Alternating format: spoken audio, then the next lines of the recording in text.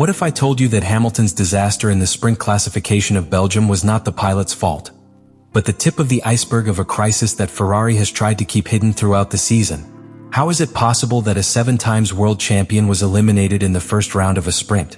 Today you will discover what really happened and why nobody is telling everything. Reality, as almost always in Formula One, was much more complex.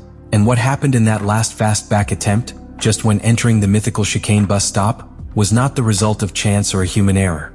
It was the visible manifestation of an internal mechanical failure, which had been stalking the SF25 for weeks. While descending towards the braking, Hamilton violently blocked the rear axle. The car lost stability in thousandths of a second. And that instability, that sliding that took him out of the ideal draw, condemned him. The return time was ruined. Out of the first 10. Out of the SQ2. Out of any possibility of prominence. But the most alarming was not the result. It was the pilot's immediate reaction when getting out of the car. Unlike other occasions, Hamilton did not show frustration or resignation. He showed technical restlessness. He spoke directly with his engineers with his eyes nailed on the data screen. Something did not square. The car had not reacted as it should. It was not a mistake. It was an anomaly of the system. And then the details began. The first clues came from the technical analysis of Sky Sports. In a thorough review of telemetry, anomalous behaviors were detected in the mapping of the gearbox. Atypical sounds. Non-executed march reduction commands. And the most revealing, a loss of rear train control that could not be explained only by aerodynamic load or tire status. And what did Ferrari do? Did he communicate it openly?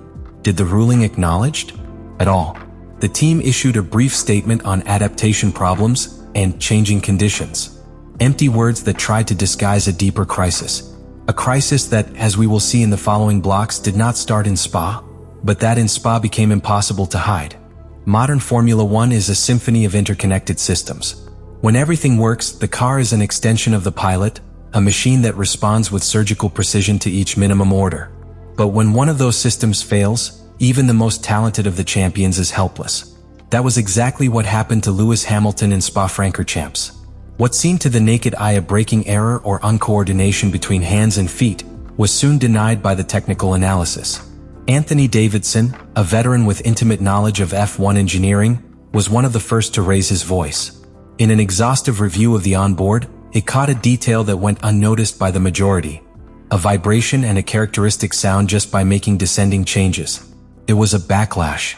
And for those who are not familiar with the term, it is an anomalous mechanical reaction in the gearbox, where there is an excessive gain between the gears, causing a critical delay when executing the pilot's commands. This phenomenon, extremely weird in the hybrid era, occurs when the gearbox software fails to accurately synchronize the regenerative braking of the ERS system, the conventional hydraulic brake, and the request for descending change of the pilot. In simple words, the car enters a kind of technical short circuit. The answer does not arrive on time. The car badly interprets what the pilot orders. And the result is a brutal traction loss, which blocks the rear axle and throws the car out of control. But that was not the most disturbing. Martin Brundle, another of the most experienced voices of paddock, complemented the explanation with a devastating statement: the engine stuck. And with each attempt by Hamilton to reduce marches, the system only worsened the situation. This directly pointed to a critical disconnection between three fundamental elements of SF25: transmission, brakes, and power unit. In a car like the Ferrari SF25, which integrates multiple electronic systems to optimize performance, this lack of synchronization is lethal. What should be a clean and aggressive braking, backed by impeccable electronic management, became an uncoordinated reaction. The car not only did not help Hamilton, he betrayed him. But there is more. Telemetry data showed that during that final attempt in the SQ1, the descending speed of SF25 suddenly decreased. And the most alarming, the pressure sensors in the rear brakes detected a disproportionate load, which means that the car, not being able to correctly reduce the march, transferred the effort to the rear brake system, forcing a block that would normally be corrected by the brake-by-wire. But that system did not respond either. Here we are not talking about a punctual error. We are facing an integration failure. A total loss of harmony between the components that allow the car to work as a coherent unit. And that, in Formula One, is synonymous with disaster. The truly worrying thing is that Ferrari knew it.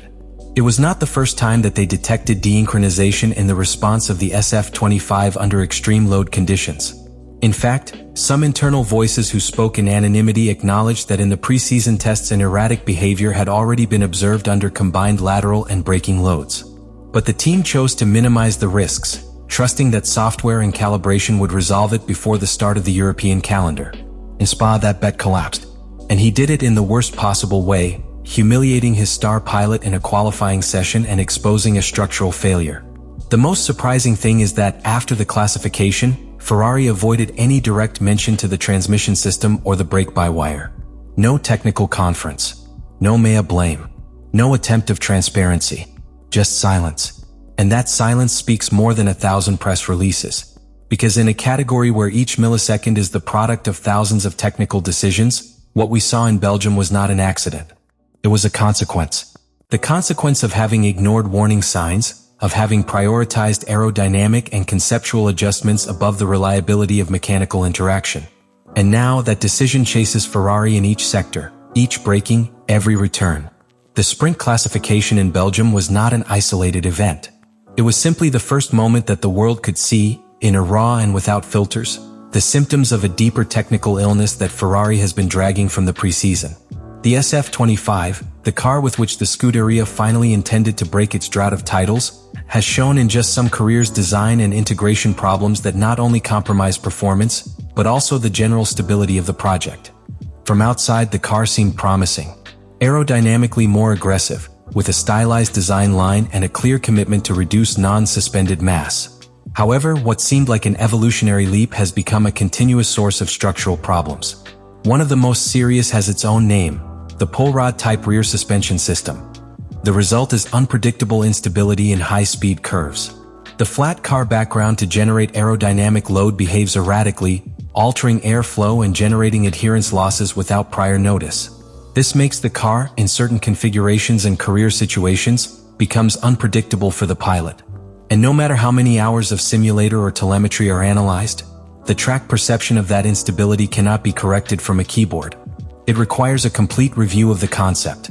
And that, in the middle of a season with sprint format, tight calendar, and without private tests, it is practically impossible. The situation is even more complicated if it is considered Ferrari's internal environment. Frédéric Vasseur, the team director, has publicly defended the technical direction of the project. But within the engineering structure, voltage signals have begun to be filtered. Some engineers claim that alerts about the fragility of the rear suspension were already present from the simulator, but were dismissed to comply with aerodynamic development deadlines. All this places Ferrari in front of a crossroads. Persist with the current concept and trust that Hamilton and Leclerc can compensate for talent and adaptability deficiencies. Or recognize that the SF-25, as conceived, has failed to meet expectations and needed deep restructuring. When a Formula One team crosses technical difficulties, the way it responds publicly says a lot about its internal culture. And in the case of Ferrari, the management of the collapse of the SF-25 in Spa-Francorchamps has generated an uncomfortable, but necessary question. Are we facing a technical crisis that try to solve discreetly, or in front of a deliberately covert structural negligence? The mechanical failures that affected Hamilton in the sprint classification were not communicated with the transparency that would be expected of an organization that the championship is played. The Scuderia issued a brief statement, attributing what happened to changing track conditions and difficulties in the adaptation process. No specific mention to the erratic behavior of the gearbox. No detail about rear train behavior or anomaly in braking management. For those who know the corporate language of Formula One, that silence was deafening. The lack of self-criticism immediately contrasted with what the data and external technical testimonies showed. Anthony Davidson and Martin Brundle, two respectful figures of the technical analysis, were the only ones who spoke without filters about what really happened. Both agreed, the car failed and did it in a critical area. But beyond the punctual failure, they pointed out something even more serious: the pattern. The SF-25 was showing repetitive symptoms of electronic and mechanical uncoordination. And that is not corrected with a change of setup. Formula One is a sport where the truth always ends up emerging. You can hide a problem during a race, perhaps for two. But when the car fails again and again, when inconsistency becomes pattern and the results do not arrive, there are no statements or public relations strategies that can cover the obvious. And Hamilton's situation in Belgium was, without exaggeration, a warning. Not only for Ferrari but for all those who continue to believe that individual talent can replace structural deficiencies. That is why now I ask you directly that you have come here. Do you think Ferrari is hiding a deeper crisis than they admit? Or do you think there is still a margin for a recovery and that what we saw in Belgium was just an isolated setback? Do you think Hamilton can reverse the situation and take to SF25 to a competitive level? Or are we facing another season condemned for the Scuderia? Leave me your opinion in the comments.